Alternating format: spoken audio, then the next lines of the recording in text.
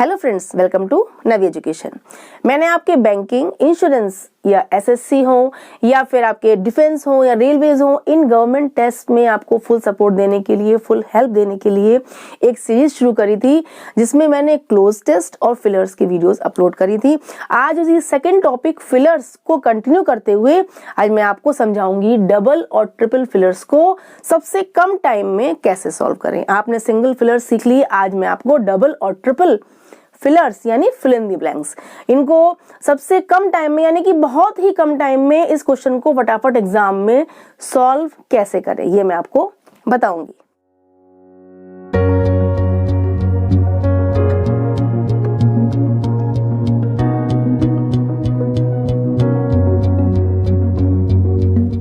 Fillers माने आप जानते हैं यानी फिल इन दी ब्लैंक्स, यानी आपको सेंटेंस दे दिया गया, उसमें आपको डैशेस दिए जाते हैं, वो कहलाते हैं फिल इन दी ब्लैंक्स। आपको ऑप्शंस होते हैं, आपको चूज करना होता है और सही ऑप्शन को आपको फिल करना होता है। सिंगल फिलर्स में सिंगल डैश होगा, डबल में डबल डैश होगा, ट्रिपल में ट्रिपल डैश यानी कि 3 डैश होंगे, है ना। इस तरीके से सिंगल, डबल, ट्रिपल फिलर्स आपके इस टेस्ट में आते हैं। अब मैं सबसे पहले आपको फर्स्ट सेंटेंस में आपको समझाऊंगी डबल यानी डबल डैश होने पर आप सेंटेंस को फिलअप कैसे करें, इस फिलर को कैसे सॉल्व करें। फर्स्ट हम सेंटेंस पढ़ें। सबसे पहले हम क्या करेंगे, सेंटेंस को पढ़ेंगे। रीड करना सेंटेंस को बहुत जरूरी है।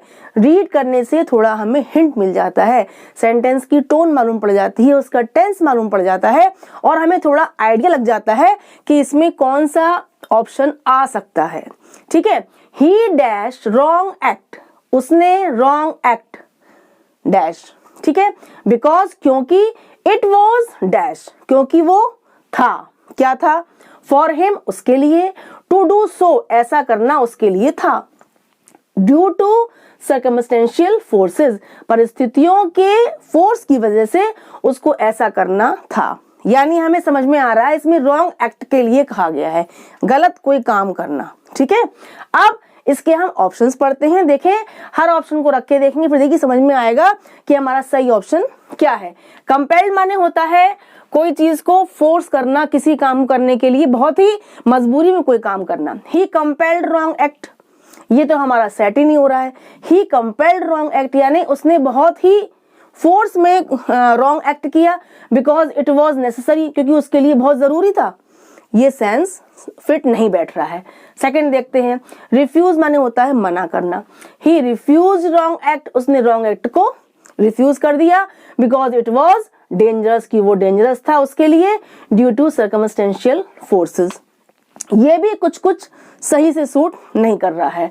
नेक्स्ट देखते हैं, डिड माने किया, अवॉइडेबल माने जिसको हम अवॉइड कर सकते हैं, नेग्लेक्ट कर सकते हैं। ही डिड रॉन्ग एक्ट, उसने रॉन्ग एक्ट किया, बिकॉज इट वॉज अवॉइडेबल, क्योंकि वो अवॉइडेबल था, नेग्लेक्ट करने लायक था। To him to do so ऐसा करने के लिए, ड्यू टू सर्कमस्टेंशियल फोर्सेस परिस्थितियों की वजह से।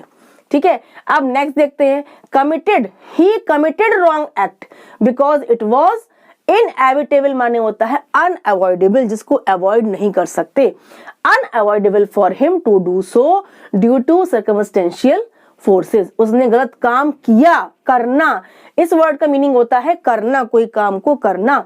क्योंकि उसने रॉन्ग एक्ट किया, क्योंकि वो अनअवॉइडेबल था उसके लिए ऐसा करना कि उसको वो ना करे, क्योंकि परिस्थितियां ऐसी थी। ठीक है, ये हो गया। सिंप्लीफाइड माने किसी चीज को बहुत ही सरल बनाना, सिंपल बनाना। ही सिंप्लीफाइड रॉन्ग एक्ट, ये तो बिल्कुल सूट ही नहीं कर रहा है। अब आपने देखा इन 5 में से हमारा कौन कौन से 2 ऑप्शंस हैं जो कुछ कुछ सही लग रहे हैं।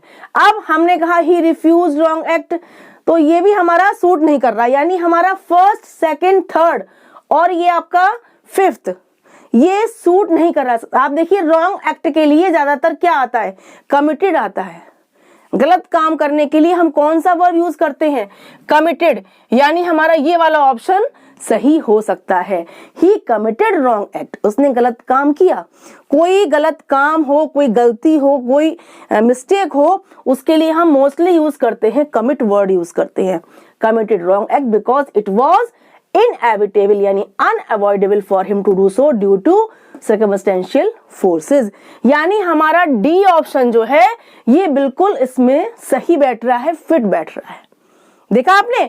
अब देखिए ऐसे हम सेकंड वाला देखते हैं, double filler. The feeling of the people, लोगों की भावनाएं, उनका सोचना, उनकी थिंकिंग, उनके emotions is not entirely dash and dash. यानी लोगों की जो फीलिंग है वो पूरी तरीके से नहीं है। कैसी नहीं है? Sound and unfounded. साउंड माने होता है बहुत ही डीप और अनफाउंडेड माने बेसलेस, निराधार। लोगों की फीलिंग पूरी तरीके से डीप और निराधार नहीं है, साउंड और अनफाउंडेड। ठीक है, नेक्स्ट रख के देखते हैं। The feeling of the people is not entirely unreasonable, यानी अनुचित, और इमेजिनरी माने काल्पनिक। अनुचित और काल्पनिक नहीं है।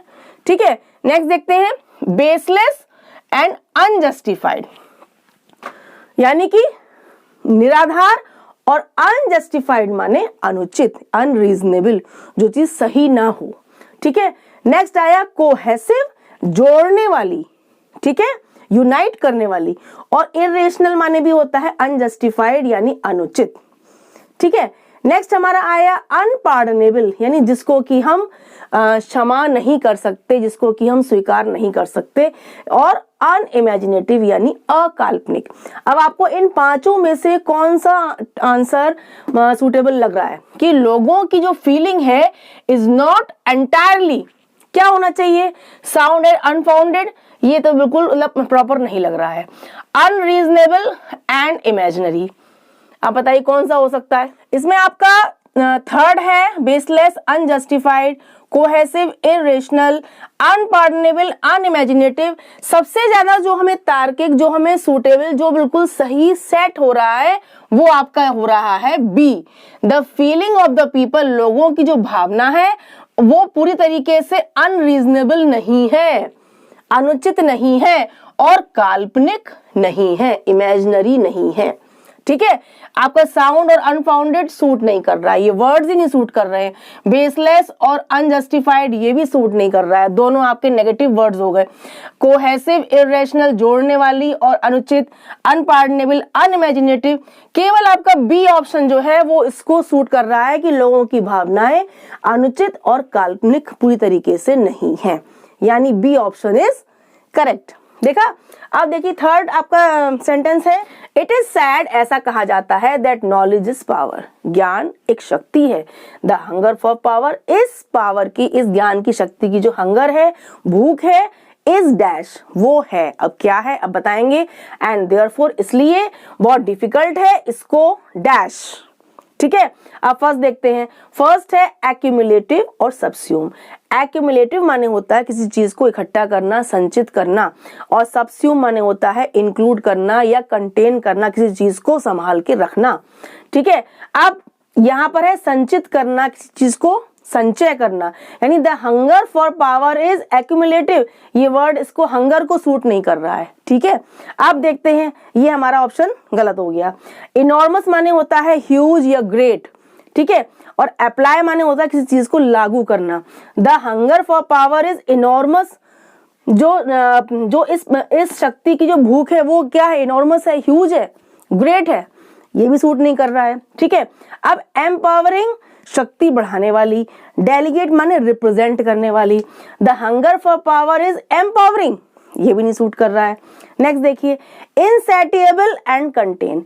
इनसैटिएबल माने होता है अनसेटिस्फाइबल, जिसको कि संतुष्ट नहीं किया जा सकता।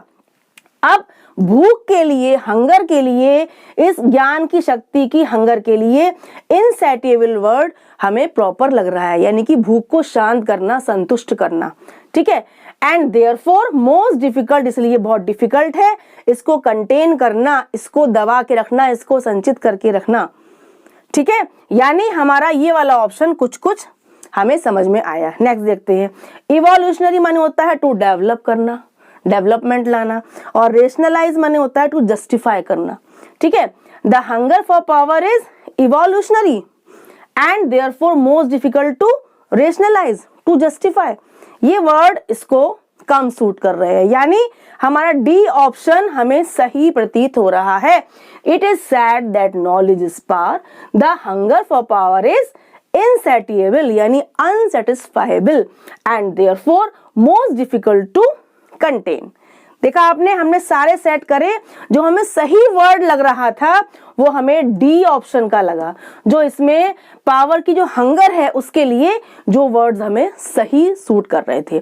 ये 3 आपके एग्जांपल्स थे डबल फिलर्स के यानी डबल डैशेस के, double fill in the blanks के। अब मैं आपको 4 दिखाती हूँ, ट्रिपल फिलर्स यानी कि 3 डैशेस, ठीक है, यानी 3 फिलअप्स हैं, इनमें आपको ऑप्शंस को चूज करना है, सही ऑप्शन को भरना है। Unwanted girls are girls, unwanted girls जो होती हैं वो कैसी गर्ल्स होती हैं, डैश आर अलाइव, वो जिंदा होती हैं but likely disfavoured by their parents, लेकिन वो अपने पेरेंट्स के द्वारा फेवर नहीं की जाती हैं। जिन गर्ल्स को जो लोग नहीं चाहते हैं पैदा करना, ऐसी गर्ल्स जब जिंदा होती हैं यानी पैदा होती हैं तो वो जिंदा तो होती हैं, लाइव तो होती हैं, लेकिन वो अपने पेरेंट्स द्वारा डिसफेवर्ड यानी फेवर नहीं की जाती हैं, ठीक है। They dash less health care and schooling with life long effects, they dash less, उनको कम हेल्थ केयर मिलती है एंड स्कूलिंग, कम मिलती है schooling, with life long effects on dash well being, with life long effects यानी जीवन भर उनके उसके इफेक्ट्स उन पे रहते हैं, ऑन वेल बीइंग अच्छे इंसान बनने में, लाइफ को आगे चलाने में वो लाइफ लॉन्ग इफेक्ट्स उनके साथ रहते हैं। चलिए अब इसके ऑप्शंस देखते हैं, 1 2 3 डैशेस, ओके। फर्स्ट देखते हैं दैट रिसीव्ड इट्स। अब पहली बात आप देखिए कि अनवांटेड गर्ल्स आर गर्ल्स यानी गर्ल्स की बात हो रही है, गर्ल्स यानी ह्यूमन बींग्स। अब ह्यूमन बींग्स के लिए हम दैट का यूज करते हैं, कभी भी नहीं करते हैं, तो हमारा फर्स्ट ऑप्शन ही गलत हो गया पहले ही, दैट रिसीव्ड इट्स। हम बाद के ऑप्शन देखेंगे बाद में, क्योंकि हमारा दैट गर्ल्स के लिए तो यूज ही नहीं होगा, ये ऑप्शन हमारा बेकार हो गया। नेक्स्ट देखिए, who receive their, unwanted girls are girls who girls के लिए यूज हो सकता है, यानी सेकेंड ऑप्शन हमारा आ सकता है, हु आर अलाइव जो जिंदा है, ठीक है, but likely disfavoured by their parents, they receive वो रिसीव करते हैं, लेस हेल्थ केयर, ये भी कुछ ठीक लग रहा है, and schooling with life long effects on her well being, on their well being. यहाँ पर गर्ल्स हैं बहुत सारी, तो हमारा सेकंड ऑप्शन में देयर भी सही सूट कर रहा है। नेक्स्ट देखते हैं whom। अब unwanted girls are girls whom are तो नहीं होगा, जिसको whom आर का सेंस ही नहीं आ रहा इसमें, यानी हमारा थर्ड ऑप्शन भी गलत। अब विच भी हमारा कभी गर्ल्स के लिए नहीं आता है, विच आता है नॉन लिविंग थिंग के लिए मोस्टली, ठीक है, तो हमारा गर्ल्स के लिए विच वाला ऑप्शन भी चला गया, यानी हमारा कौन सा ऑप्शन सही रहा, बी वाला, हु वाला। Unwanted girls are girls who are alive but likely disfavoured by their parents, they receive less health care and schooling with life long effects on their well being. आपने देखा fillers को fill up करना, इस question को solve करना बिल्कुल भी difficult नहीं है, क्योंकि हम अगर सेंटेंस को ध्यान से पढ़ लेंगे, एक बार सेंटेंस को रीड कर लेंगे तो हमें सेंटेंस का सेंस समझ में आ जाएगा और उसका टेंस समझ में आ जाएगा। उसके बाद जब हम ऑप्शंस को पढ़ेंगे तो ऑप्शंस को उसमें सेट करके हम बहुत इजीली चूज कर सकते हैं कि कौन सा ऑप्शन इसमें इस सेंटेंस के वर्ड्स के हिसाब से फिट बैठ रहा है, ठीक है। फिर भी यदि आपको इन ऑप्शंस में से फिर भी कंफ्यूजन होता है तो आप क्या देखेंगे, आप हर ऑप्शन को रख के देखेंगे, जो बिल्कुल भी आपको फिट नहीं बैठ रहा उसको आप रिमूव करते जाएंगे, हटाते जाएंगे, ठीक है।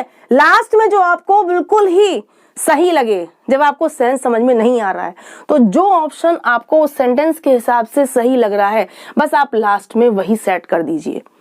ऐसी कंडीशन में जब आपको बिल्कुल समझ में ही ना आए, वैसे आपको सेंटेंस पढ़ के समझ के फिर आपको ऑप्शन समझ में आ जाएंगे और आप इजीली उन ऑप्शंस में से सही ऑप्शन को, सही आंसर्स को फिलअप कर सकते हैं। ये फिलर्स का क्वेश्चन गवर्नमेंट टेस्ट में क्यों रखा जाता है? ताकि आपकी वोकैबुलरी, आपकी ग्रामेटिकल स्किल, आपकी इंग्लिश लैंग्वेज, उसका इवैल्यूएशन किया जा सके, उसको परफेक्ट बनाया जा सके।